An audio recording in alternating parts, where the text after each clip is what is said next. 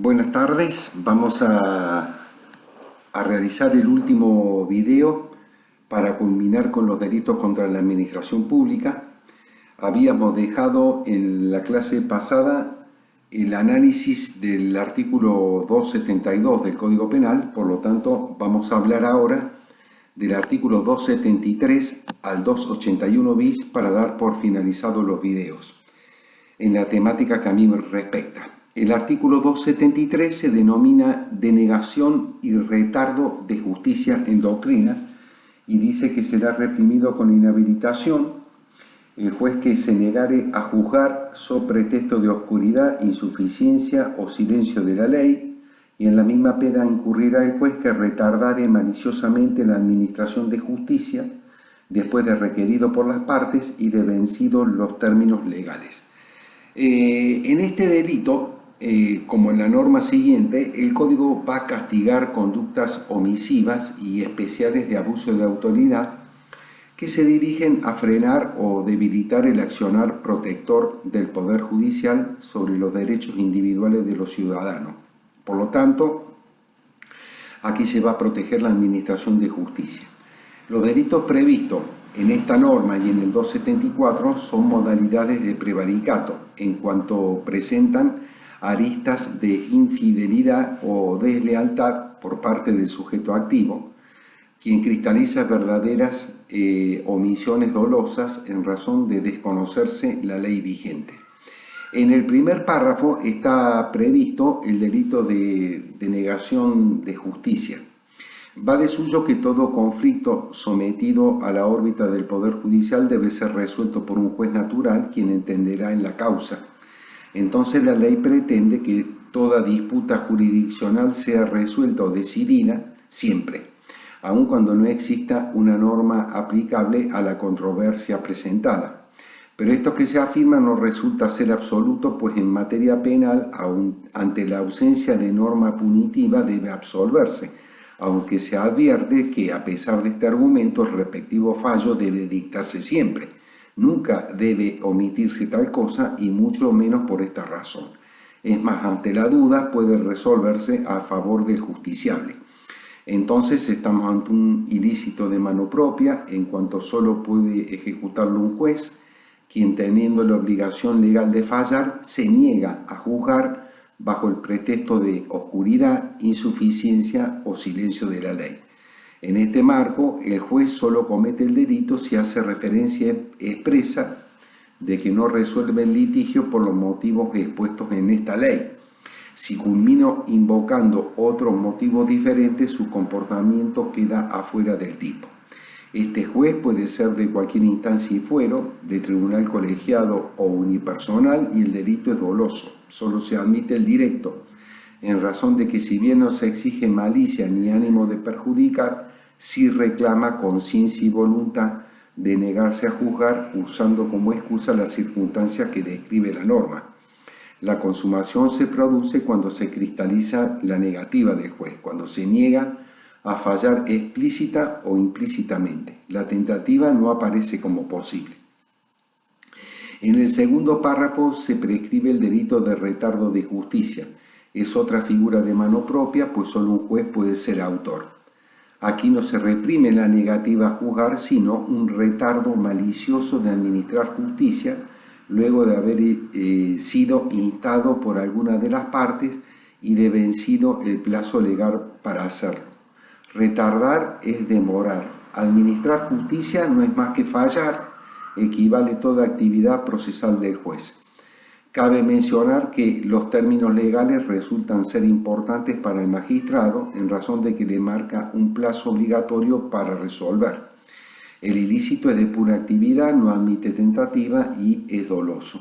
Al ser una figura pura de omisión, la consumación opera luego de vencido el plazo y el requerimiento de alguna de las partes. ¿Sí? Bien. El artículo 274, que se denomina omisión de persecución y represión de delincuentes, dice lo siguiente: el funcionario público que, faltando a la obligación de su cargo, dejare de promover la persecución y represión de los delincuentes, será reprimido con pena de inhabilitación, a menos que pruebe que su omisión provino de un inconveniente insuperable. El delito es de omisión, pues teniendo el autor la obligación legal de promover la persecución y represión de los que delinquen, no lo hace. Cuando el legislador habla de no promover, quiere decir que el funcionario debe dejar de actuar en las actividades funcionalmente reclamadas, ¿sí? Su inacción para ser punible debe ser fundamental, como asimismo poseer al momento del hecho la posibilidad de comportarse conforme a la norma. La obligación de actuar debe surgirle de la ley, un reglamento, etc., y ella nace desde que se tiene la noticia. La ley se refiere a delincuentes, entran imputados, procesados, condenados, pero no ingresan los contraventores. Promover es comenzar la acción respectiva y proseguirla según la actuación autorizada y exigida por la ley. Reprimir no es solo aplicar sanción, sino también imponer cualquier medida de corrección de seguridad. Perseguir es cristalizar conductas pertinentes tendientes a focalizar todo tipo de responsables en un delito, detenerlo, etc. Como se ve, sujeto activo es todo funcionario público y en este caso lo es toda policía, fiscal o juez. Depende también los códigos de procedimiento de provincia en donde se puede ampliar o disminuir la calidad de sujeto activo. La doctrina también incluye como responsable a los dependientes estatales de la aduana y los fiscales de investigaciones administrativas, no así los guardias cárceles, por cuanto no promueven la acción penal. La tipicidad se pierde ante la presencia de casos de fuerza mayor, esto es un inconveniente insuperable. La figura que no admite tentativa es instantánea, dolosa y de pura actividad, pues no hace falta que se quiera o haya beneficiado al reo, y la sanción apunta a la inactividad misma del agente, y esto marca el momento consumativo del delito. En el artículo 275 se prevé el delito de falso testimonio, y dice que será reprimido con prisión el testigo, perito o intérprete que afirmare una falsedad o negare o callare la verdad en todo o en parte, en su deposición, informe, traducción o interpretación hecha ante la autoridad competente. Si el falso testimonio se cometiere en una causa criminal en perjuicio del inculpado, la pena se aumenta.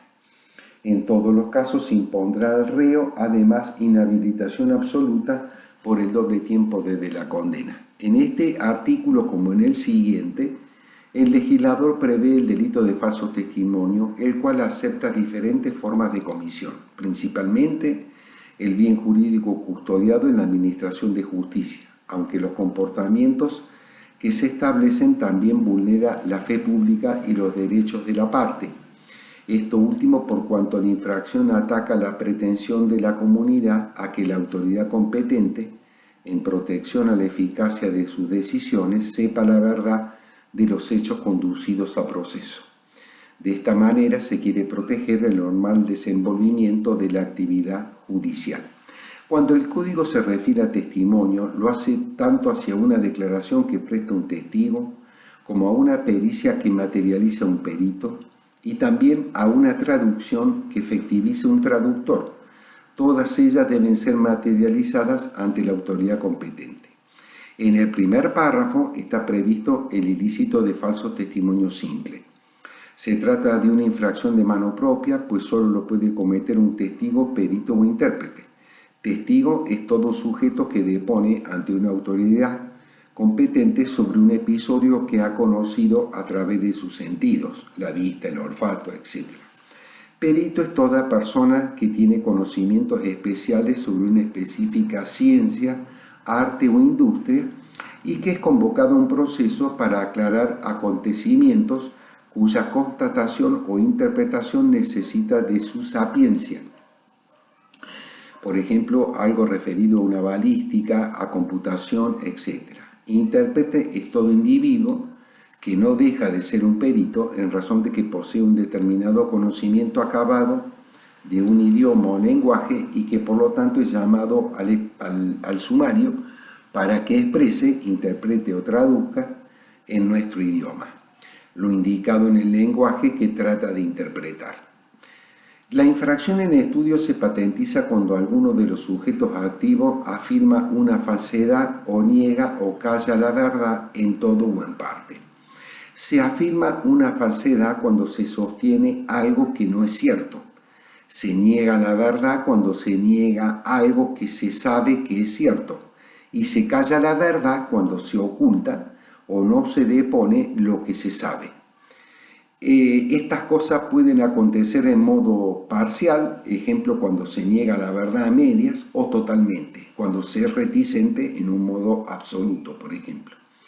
Por autoridad competente debe entenderse una sede policial, judicial o fiscalía, aunque la doctrina incluye también a las autoridades legislativas, administrativas y tribunales arbitrales.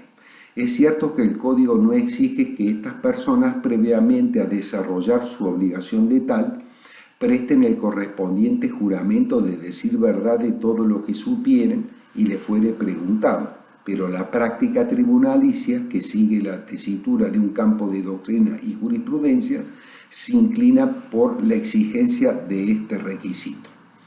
El ilícito es de pura actividad, no requiere perjuicio, no se acepta la tentativa y es doloso, pues se reclama conciencia y voluntad de que lo que se dice es falso o bien sabe que está ocultando o negando la verdad. La falsedad en sí misma, para ser típica, debe ser idónea y sustancial, esto es, recaer sobre un aspecto fundamental sobre el tema que se está decidiendo y con capacidad de influir en el ánimo del juez. La consumación acontece cuando operan los comportamientos típicos, aunque la retractación inmediata, antes de que se cierre el acto procesal, excluye el tipo. Expresado de otra manera, el delito se agota en el instante en que acontece la deposición de la persona, la que debe entenderse cuando ella concluye, esto es, cuando se estampan las firmas en el acto pertinente o el acto procesal se cierra. En el segundo párrafo se prevé un agravante, la que opera cuando el falso testimonio, ejecutado por cualquiera de los sujetos pasivos descritos en el primer párrafo, se cometiera en una causa penal y en perjuicio del inculpado. Esto significa que se mienta contra el justiciable, aunque no basta la intención del agente de creer que lo perjudica, sino que en la realidad le debe causar un perjuicio. En el tercer párrafo, el Código establece que el culpable de este delito recibirá como pena, además del encierro, una inhabilitación absoluta por doble tiempo del de la condena. En el artículo 276 está contemplado el delito de falso testimonio agravado y dice: la pena del testigo, perito o intérprete falso cuya declaración fuere prestada mediante cohecho se agravará con una multa igual al duplo de la cantidad ofrecida o recibida. El sobornante sufrirá la pena del simple testigo falso. Aquí el Código establece que la sanción del delito de falso testimonio quedará agravada si el testigo, perito o intérprete preste una declaración mediante cohecho, la del artículo 256 del Código Penal. En este caso, lo que se le reprocha es que alguno de los sujetos activos del artículo 275 haya recibido o aceptado recibir, en virtud de un pacto venal con un tercero, una dádiva o cualquier otra ventaja de tipo pecuniaria para falsear su deposición. La dádiva puede ser dinero o cosas de valor, o consistir en otra especie de retribución de índole moral, política, honorífica, que interese un beneficio para el sobornado. El sobornante será punible si acontece el falso testimonio, la pericia falsa o la interpretación falsa, pues la punibilidad de él no es autónoma, sino que está condicionada a la comisión del delito por el testigo, etc. Por consiguiente, resulta importante acreditar la relación causal entre la falsedad y el cohechante. ¿Sí? Bien. A diferencia del artículo 256, si la falsedad aquí no se produce, el sobornante no comete delito, pero a la par, la ley consigna que el que da u ofrece la dádiva al intérprete, testigo, etc., tendrá el castigo del simple testigo falso. Esto es la señalada en el artículo 275 del Código Penal, según la falsedad tenga lugar o no en causa penal y sea o no en contra del reo.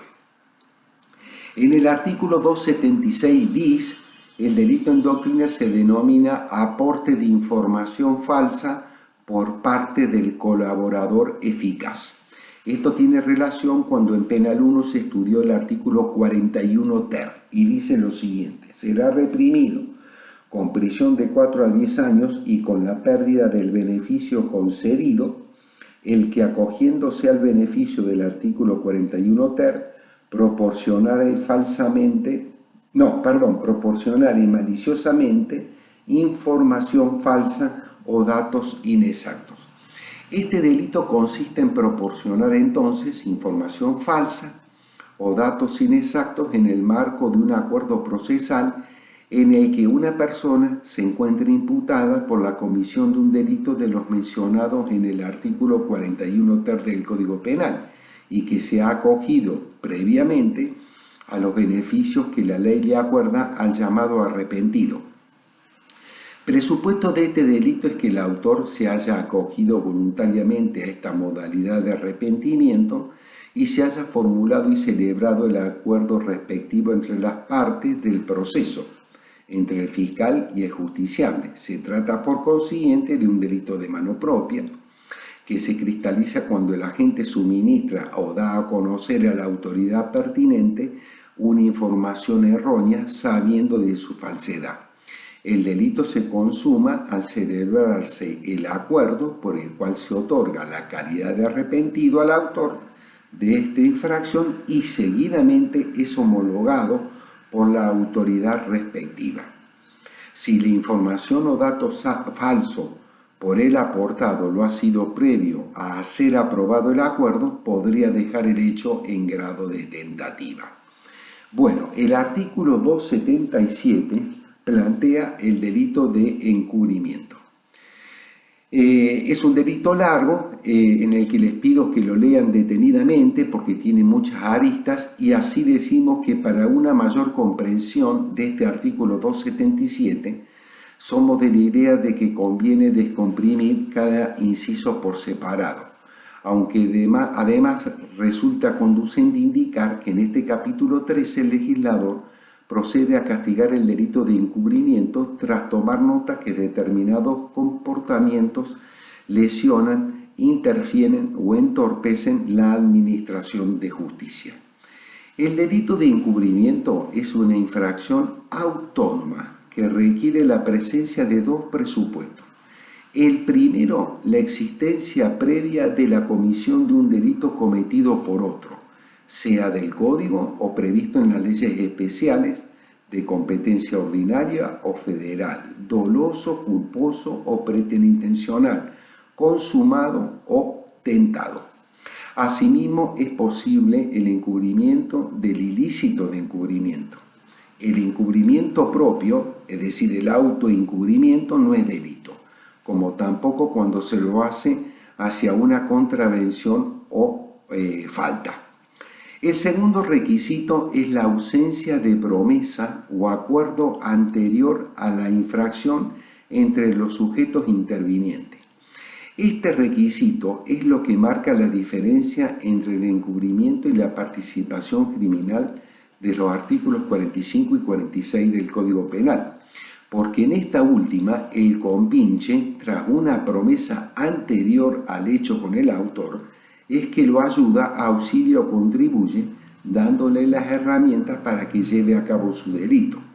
Contrariamente, en el delito del 277 no existe esa promesa previa con el autor del hecho. El encubridor actúa luego de la comisión del delito ejecutado por otro, sea ayudándolo a alterar la prueba del delito, haciendo desaparecer a los partícipes, etc. Por lo tanto, y como regla, mientras esté aconteciendo la consumación de una infracción, o mientras prolongue la ejecución de un delito, el delito quedará atrapado en el campo de la participación criminal. También tenemos que decir que sujeto activo puede ser cualquier persona, incluso en algunos casos la propia víctima, mediante un acto positivo de su parte. Y a continuación vamos a desarrollar de manera individual la temática de cada inciso. Del inciso primero podemos decir que esta figura se denomina favorecimiento personal activo. Consiste cuando el encubridor ayuda al responsable de otro delito ya ejecutado, de cualquier especie y grado de participación, a eludir las investigaciones de la autoridad o a sustraerse a la acción de ella. La persona que se ve beneficiada por la conducta del agente puede ser un procesado, prófugo o condenado.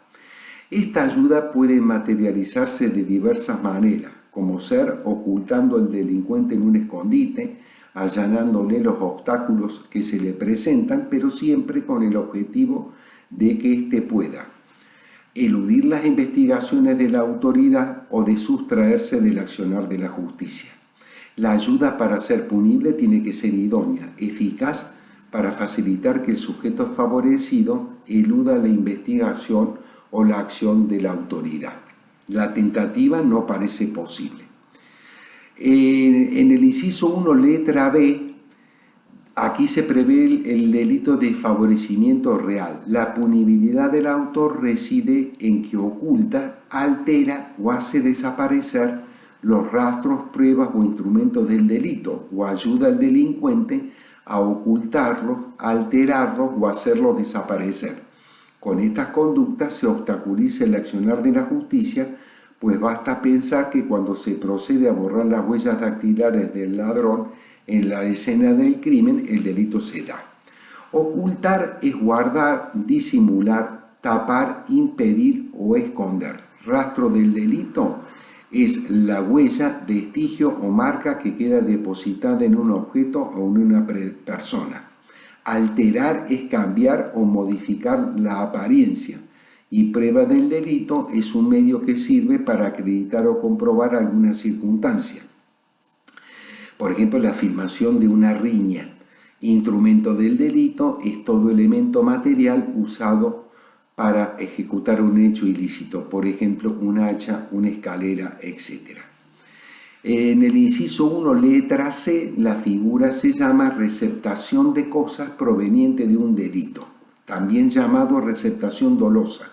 Se castiga a todo sujeto que adquiera, reciba u oculte dinero, cosas o efectos provenientes de un delito. Adquirir es conseguir u obtener el objeto en propiedad bajo cualquier título, una compra, una permuta, donación, etc. Recibir es tomar, aceptar o admitir el objeto.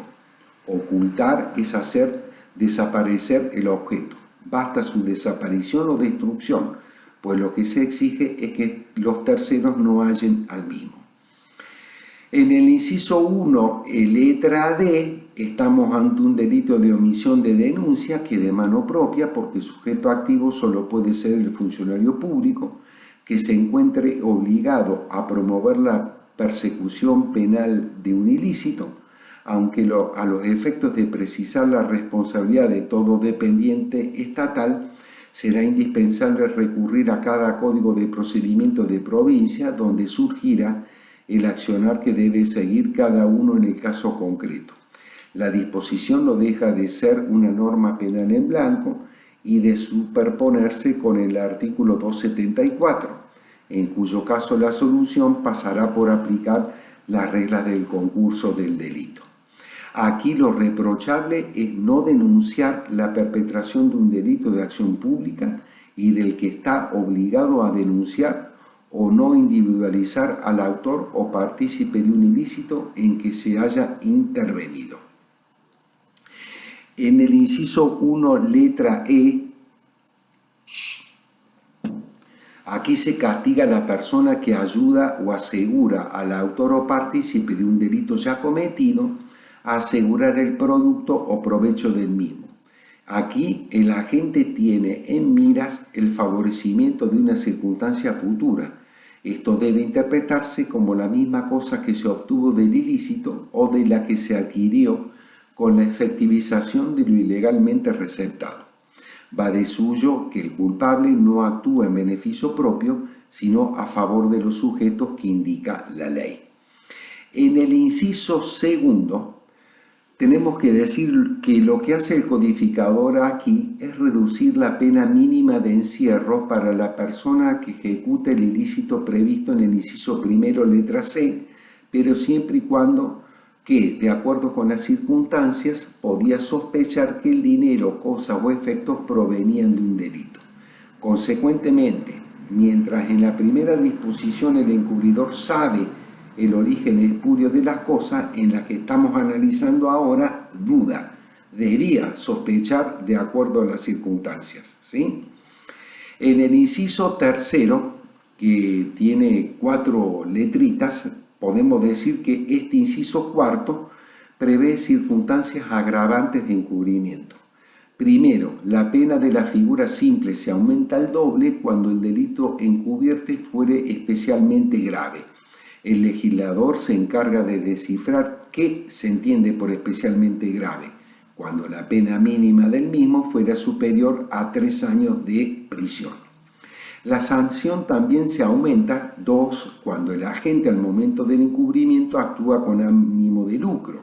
Esto es, cuando tras comportarse delictivamente obtiene una ventaja patrimonial o provecho material de su parte para sí o para un tercero. Tercero, la conducta del reo queda agravada también cuando se dedica a actuar con habitualidad en hechos de encubrimiento. No hace falta que dicha actividad sea su medio de vida, pero sí reclama la norma cierta permanencia y reiteración o continuación de comportamientos de este tipo.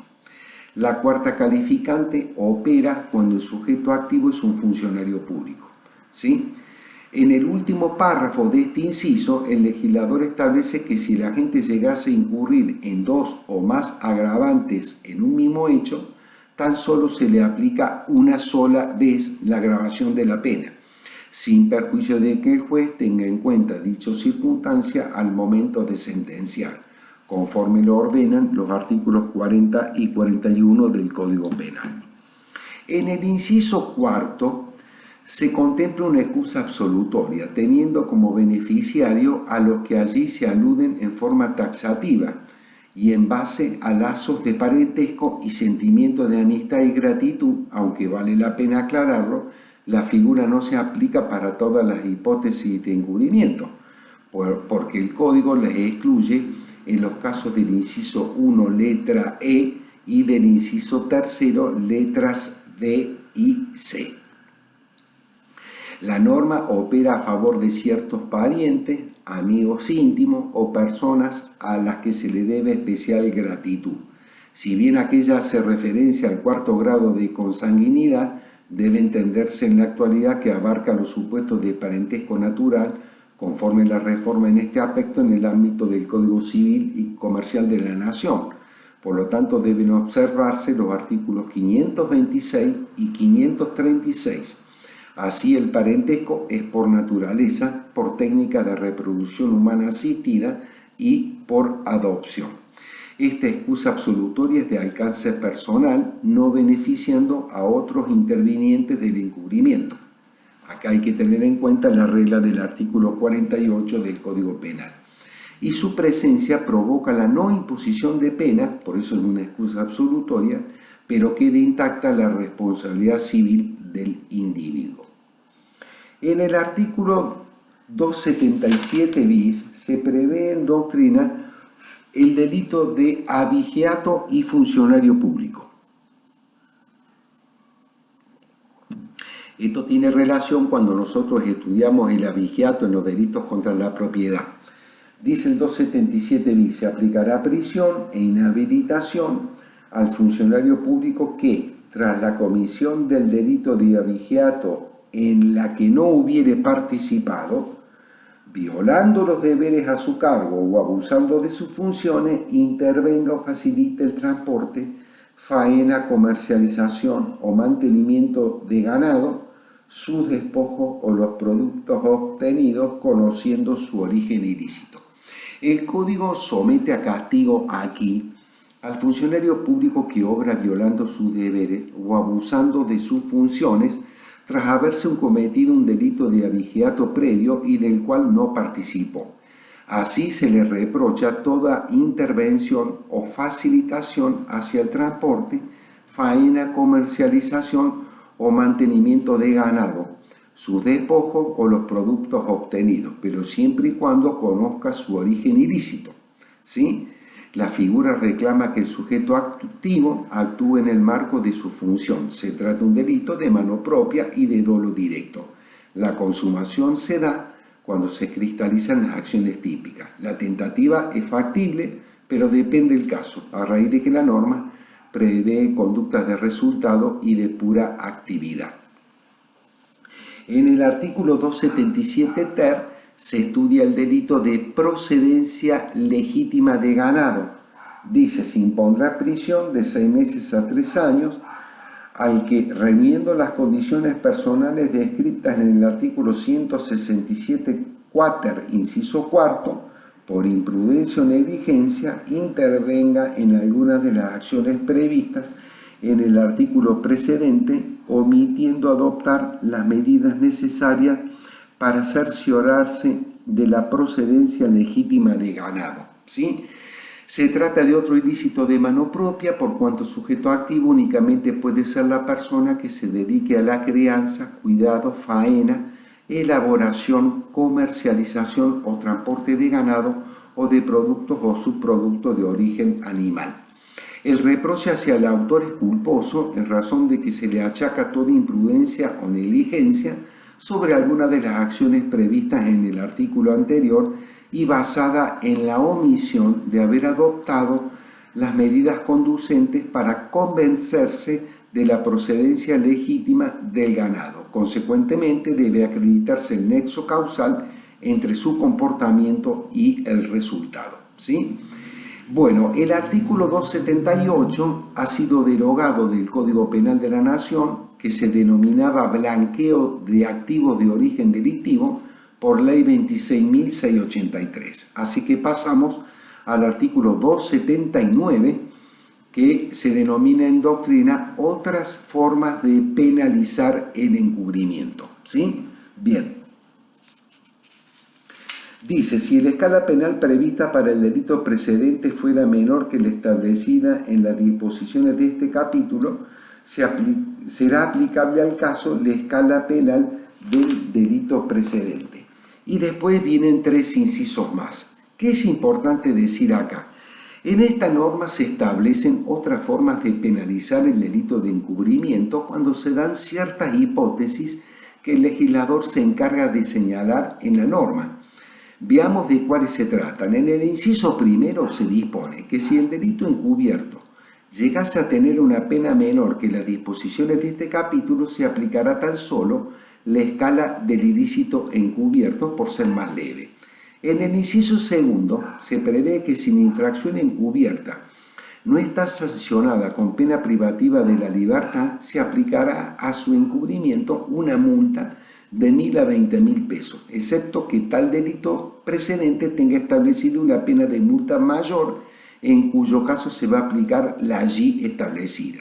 En el inciso tercero se decide un agravante de pena accesoria para el caso de que el sujeto activo de los ilícitos contemplados en los artículos 277, inciso 1 o 2, fuese un funcionario público que actúe en ejercicio u ocasión de sus funciones y hubiera llevado a cabo la infracción ejerciendo o en ocasión de cumplir su rol habilitante. Y en el inciso cuarto se prescribe un caso de aplicación extraterritorial de la pena en razón de que las disposiciones de este capítulo regirán aun cuando el delito precedente hubiera sido cometido fuera del ámbito de aplicación espacial de este código, en tanto el hecho precedente también hubiera estado amenazado con pena en el lugar de su comisión. En lo demás es requisito por imperio del artículo primero del Código Penal que el encubrimiento se cometa o produzca su efecto en el territorio de la nación argentina o en lugares sometidos a su jurisdicción o haber sido cometido en el extranjero por agentes o empleados de autoridades argentinas en desempeño de su cargo. En el artículo 280 vamos a estudiar el delito de evasión. Dice, será reprimido con prisión de 1 mes o 1 año el que, hallándose legalmente detenido, se evadiere por medio de violencia en las personas o fuerza en las cosas, ¿sí? Este delito lo comete toda persona que se evade del lugar donde se encuentra legalmente detenida y a disposición de una autoridad competente mediante fuerza en las cosas o violencia física contra las personas. El bien jurídico protegido es la administración de justicia, porque lo que se protege es el cumplimiento de una sanción impuesta o de la medida adoptada por razón de seguridad en relación al autor o de un tercero. Por evasión debe entenderse todo comportamiento que implique eludir, evitar, esquivar o escapar, huir o fugarse de un sector donde aquel estaba privado de su libertad legítimamente. Puede ser la cárcel del causado, una penitenciaría, el hospital, comisaría de un móvil policial, etc. Para ser punible, aquella debe ser ejecutada con fuerza en las cosas, por ejemplo, limando la reja de la celda, o violencia física sobre las personas, por ejemplo, la trompada que le aplica el delincuente a un guardia cárcel. Lo que se requiere es una relación de medio a fin entre esa conducta y el resultado. Por consiguiente, si la fuga acontece mediante astucia o engaño del evadido, el comportamiento es atípico. Lo mismo acontece cuando el detenido aprovecha la fractura practicada por otro. Es obvio que es un delito doloso y de mano propia, por cuanto solo lo puede ejecutar quien está legalmente detenido por autoridad competente y con arreglo a las formalidades legales. La tentativa es posible, la consumación se da cuando el culpable obtiene la libertad de esa manera, aunque sea por escasos minutos, desplazando las figuras penales del atentado y resistencia a la autoridad, por la regla de la especialidad en materia de concurso aparente. En el artículo 281, que es el penúltimo, se prevé el delito de favorecimiento y causación negligente de la evasión. Dice la norma, será reprimido con prisión el que favoreciere la evasión de algún detenido o condenado, y si fuere funcionario público sufrirá además inhabilitación absoluta por triple tiempo.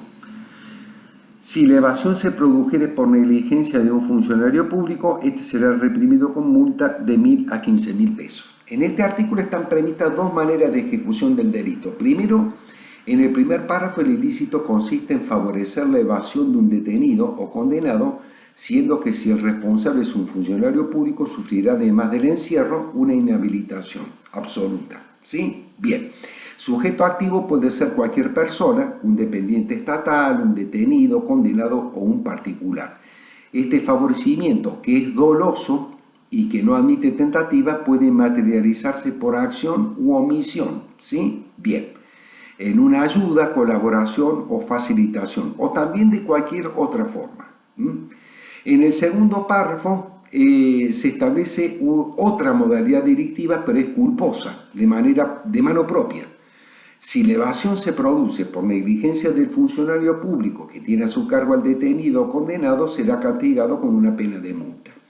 Por negligencia debe estarse a lo que explicamos en el artículo 84 del Código Penal. Y como todo delito imprudente, debe acreditarse entre el comportamiento del agente y el resultado un nexo de causalidad. La consumación de esta causación negligente de evasión se da con el logro de la fuga, no admitiéndose la tentativa. Y por último, en el artículo 281 bis, el delito se denomina quebrantamiento de inhabilitación y dice: el que quebrantare una inhabilitación jurídicamente impuesta será reprimido con prisión de 2 meses a 2 años. Acá lo que hay que ver es que si un juez a mí me condena a una pena de prisión en suspenso e inhabilitación efectiva para conducir por 5 años, yo cometo este delito si quiebro esa inhabilitación, si vuelvo a manejar antes de que se cumpla la pena, ¿no es cierto? Bueno, entonces, este delito lo va a cometer toda persona que está sufriendo una pena de inhabilitación y la quebranta. Por consiguiente, estamos ante una infracción de mano propia, cuyo bien jurídico protegido consiste en la incolumnidad de una restricción impuesta, pero solo por el órgano jurisdiccional. De este modo, la protección alcanza al efectivo cumplimiento de las inhabilitaciones que provienen de las decisiones judiciales, pues la autoridad del órgano jurisdiccional en un Estado de Derecho se vería seriamente afectada si las partes pudieran quebrantar las decisiones de manera que la inhabilitación impuesta quedara como letra muerta. Se trata de una infracción dolosa que aún admite el eventual, por cuanto el agente conoce la existencia firme de la medida de inhabilitación y posee la voluntad de quebrantarla. La consumación acontece cuando se quiebra la inhabilitación judicial impuesta. La tentativa es posible como también la existencia de cualquier otra causa de justificación. Por ejemplo, que la gente obre en un estado de necesidad, ¿sí? Bueno, hemos terminado los delitos contra la administración pública. He concluido con todos los temas que me tocaron. Hemos concluido con los delitos contra el honor, los delitos contra el Estado civil y los delitos contra la administración pública, ¿sí? Un consejo que les doy para, no solamente para mis unidades, las bolillas, sino para toda la materia. Siempre tengan en cuenta la letra del código, estudien bien cada figura delictiva. Esa figura delictiva se la da la propia letra del código. Estudienla bien, sepan interpretarla.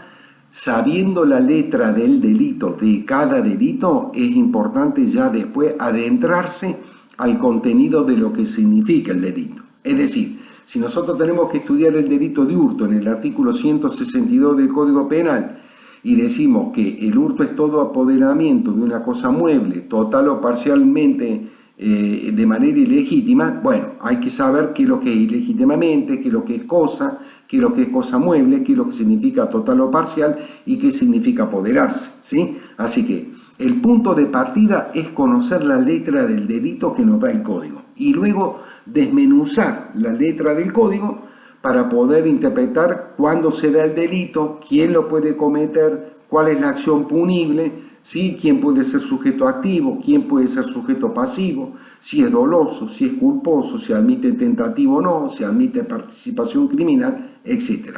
Esa es la forma de estudiar cada infracción penal, ¿sí? Bueno, a su disposición en el mail del PEDCO para toda duda que ustedes posean, ¿sí? Es todo y muchas gracias.